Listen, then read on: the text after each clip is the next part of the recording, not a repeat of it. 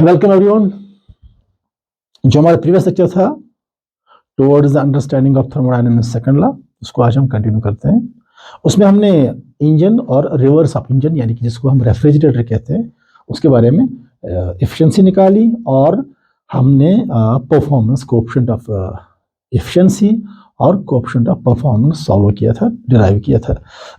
हमने लिखा था कि इंजन जो है इसकी जो एफिशिएंसी है Q1 minus Q2 divide by Q1 और जो रेफ्रिजरेटर की जो कोएफिशिएंट ऑफ परफॉर्मेंस है वो beta is equal to Q2 divide by Q1 minus Q2। ये दो चीजें हैं जिनसे हम थर्मोडायनामिक्स के सेकंड लॉ को सेकंड लॉ का स्टेटमेंट दे सकते हैं। एक्चुअल में थर्मोडायनामिक्स सेकंड लॉ डिफरेंट तरीकों से उसके स्टेटमेंट्स दिए जाते हैं और कंक्लूजन सेम ही है लेकिन दो तीन तरीकों से इसको एक्सप्लेन किया जाता है। अब ये जो इंजन है इसमें जो हम एफिशिएंसी निकाल रहे थे Q1 minus Q2 divide by Q1, यहां से एक स्टेटमेंट हम डिड्यूस करते हैं। सपोज हमने कहा कि if Q2 is 0 then neta is equal to Q1 divided by Q1 that's equal to 1 इनकी एफिशिएंसी 100% है। यानी कि जो सिंक में हीट चली गई है, जो रिजेक्ट हीट हुई कुछ नहीं हुई।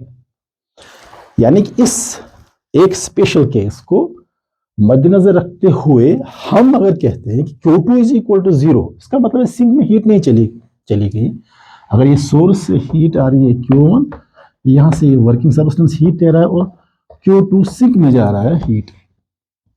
हम कह रहे हैं कि सिंक में बिल्कुल हीट नहीं चली गई, तो इसका मतलब है जितनी भी Q1 हीट आई सारे वर्किंग सब्सटेंस से ली और वर्क किया। और ये बिल्कुल इम्पॉसिबल है कि आपका इंजन की एफिशिएंसी 100% होगी। यही केल्विन प्लांक स्टेटमेंट है। केल्विन प्लांक स्टेटमेंट कहता है कि कोई भी ऐसा इंजन नहीं है जिसमें होली एंड सोली जो हीट आपने दी सोर्स से वो कंप्लीटली कन्वर्ट हो जाएगी वर्क में, यानी कि जो रिजेक्शन ऑफ हीट होगी वो 0 होगी। ये एक तरह का स्टेटमेंट है जिसको हम केल्विन प्लांक स्टेटमेंट कहते हैं। सेकंड लॉ थर्मोडायनामिक्स का एक लॉ है, यहां से हम डिड्यूस करते हैं। एक और स्टेटमेंट हम बोल सकते हैं कि हम कह सकते हैं कि according to this law Q1 should be greater than Q2, हमेशा Q1 ग्रेटर देन, क्योंकि ये सोर्स है, ये सिंक है, Q1 is always greater than Q2। इसका मतलब है हीट जो फ्लो करता है वो अगर T1 पे Q1 हीट है, टेम्परेचर T1 है और T2 है जहां पे हीट Q2 है, तो हमेशा हीट हायर से लोअर फ्लो करेगी। ये भी एक स्टेटमेंट है इसकी। इसलिए मैंने कहा था पहले इससे बहुत सारे स्टेटमेंट्स है लेकिन इसका जो कंक्लूजन सेम ही है। एक ये है कि आप नहीं कह सकते हो कि आप कंप्लीटली अपनी हीट एनर्जी को कंप्लीट वर्क में कन्वर्ट कर सकते हो। नहीं, रिजेक्शन ऑफ हीट होनी ही होनी है, आपकी एफिशिएंसी 100% नहीं हो सकती है। ये है kelvin Planck statement simple way में। अब ये भी कह सकते हो कि जो गवर्न द डायरेक्शन, जो प्रोसेस किस डायरेक्शन में जा रही है, सेकंड लॉ ऑफ थर्मोडायनामिक्स का ये भी मतलब है कि जो आपका प्रोसेस है ना वो किस डायरेक्शन में जा रही है। फर्स्ट लॉ तो ये नहीं कह रहा है, फर्स्ट लॉ इतना कह रहा है कि हीट आ गई, इंटरनल एनर्जी में कन्वर्ट होगी और वॉइड में कन्वर्ट होगा। वो डायरेक्शन ऑफ हीट नहीं दे रहा है, या डायरेक्शन ऑफ ट्रांसफर नहीं दे रहा है, या डायरेक्शन ऑफ प्रोसेस नहीं दे रहा है। थर्मोडायनामिक्स का जो मेन मकसद है तो govern the direction of process. Second law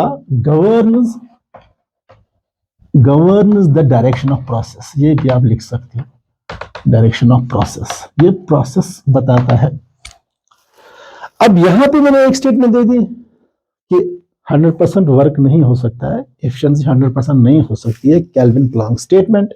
मैं दूसरे तरीके से इसी बात को कह सकता हूं कि हीट फ्लो करती है from higher to lower temperature. Higher to object at higher temperature will flow the heat to lower temperature, यानी कि आपका हायर से लोअर की तरफ आपका टेम्परेचर फ्लो करेगा, लोअर से हायर की तरफ नहीं। इसमें भी एक टर्म आती है जो हम इसके बाद डिस्कस करने वाले हैं।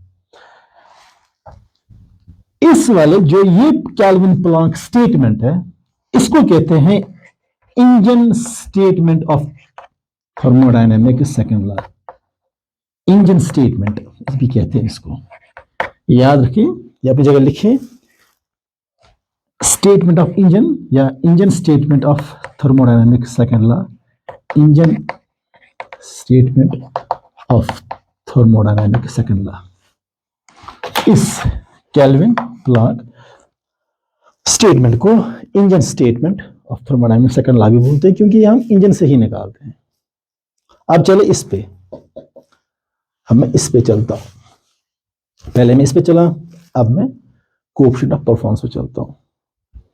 यहां से डिड्यूस हो रहा है, ये कह रहा है कि अगर सोर्स से हीट 1 आ रही है सपोज, और ये वर्किंग सबस्टेंस Q2 है, अगर आपको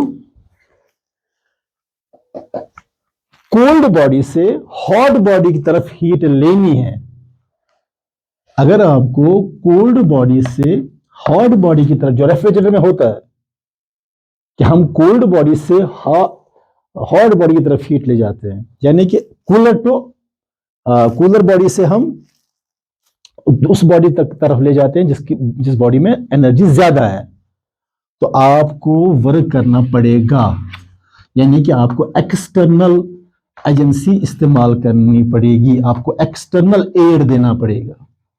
वो अगर आपने हीट को कूलर से हॉटर बॉडी की तरफ ले जाना है रेफ्रिजरेटर में, तो आपको एक्सटर्नल वर्क करना पड़ेगा। Without external aid cooler body से हॉटर बॉडी की तरफ एनर्जी ट्रांसफर नहीं हो सकती है। यह है क्लासियस स्टेटमेंट,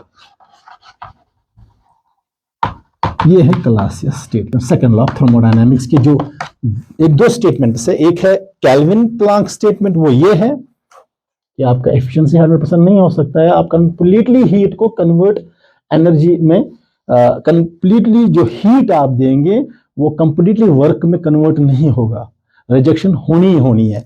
और सेकंड लॉ इस रेफ्रिजरेटर वाले से निकलता है, वो कह रहा है कि अगर कोल्ड बॉडी से आपको हॉट बॉडी की तरफ हीट लेनी है, तो आपने वर्क करना है, आपने एक्सटर्नल एजेंसी से सप्लाई लेनी है, आपने एक्सटर्नल एजेंसी से मदद लेनी है, आपको एक्सटर्नल एड लेना है, तब जाके आप कोल्ड बॉडी से हॉट बॉडी की तरफ हीट ले सकते हैं। अब यहां पे जो पॉइंट आया, मैंने यहां कहा कि हॉटर बॉडी से कोल्ड बॉडी की तरफ हीट खुद ही चली जाती है, और मैंने यहां कहा कि यहां पे आपको एनर्जी इस्तेमाल करनी पड़ती है। तो ये जो प्रोसेस है, ये वाली प्रोसेस, इंजन वाली प्रोसेस, ये नेचुरल फिनोमेना है, ये नेचुरल प्रोसेस है, और ये जो प्रोसेस है ये अननेचुरल प्रोसेस है। इसका मतलब है क्लासियस स्टेट में, यानी कि अननेचुरल प्रोसेस स्टेट सिस्टम में, आपको एनर्जी, एक्सटर्नल एनर्जी देनी पड़ती है। नेचुरल प्रोसेस में आपको एक्सटर्नल एनर्जी नहीं देनी पड़ती, वो खुद ही हो जाता है। इसी नेचुरल प्रोसेस वाले काम को स्पॉन्टेनियस प्रोसेस कहते हैं। अब यहां पे हमारे पास दो शब्द आ रहे हैं, एक आता है स्पॉन्टेनियस, दूसरा आता है नॉन स्पॉन्टेनियस।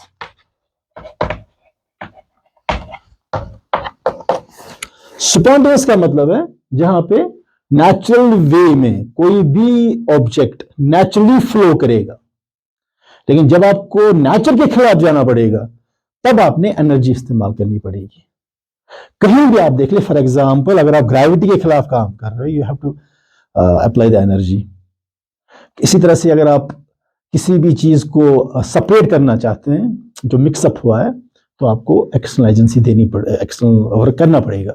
तो ये यहाँ पे हमें सिखाता है स्पॉन्टेनियस एंड नॉन स्पॉन्टेनियस। तो इसका मतलब है थर्मोडायनामिक सेकंड लॉ स्पॉन्टेनिटी के बारे में भी बात करता है, ये spontaneous and non spontaneous process के बारे में भी बात करता है। ये हमें सिखाता है कि हम स्पॉन्टेनियस प्रोसेस को और नॉन स्पॉन्टेनियस प्रोसेस को कैसे डिस्टिंग्विश करके उनसे हम किस तरह की प्रोसेस की डायरेक्शन क्या है, प्रोसेस किस दिशा में जा रही है, उससे हम कंक्लूड कर सकते हैं और उसको हम समझ सकते हैं। तो क्लासियस स्टेटमेंट जो है वो यहाँ पे रेफ्रिजरेटर के से हम लेते हैं और उसको कहते हैं स्टेटमेंट ऑफ रेफ्रिजरेटर को हम स्टेटमेंट ऑफ थर्मोडायनेमिक्स बोलते हैं, रेफ्रिजरेटर स्टेटमेंट ऑफ थर्मोडायनेमिक्स, और इसको हम क्लासियस स्टेटमेंट बोलते हैं। और engine statement of engine, thermodynamical statement of engine, इसको हम केल्विन प्लैंक स्टेटमेंट भी कहते हैं।